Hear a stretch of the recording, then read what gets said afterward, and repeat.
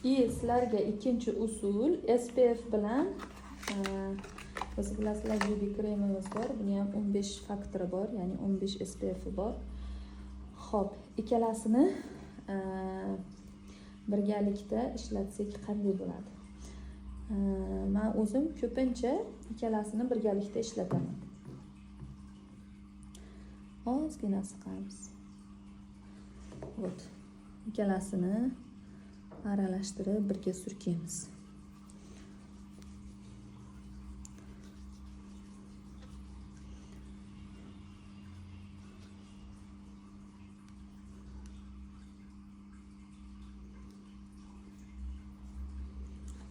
Keyin buni yaxshilab teriga yediringlar.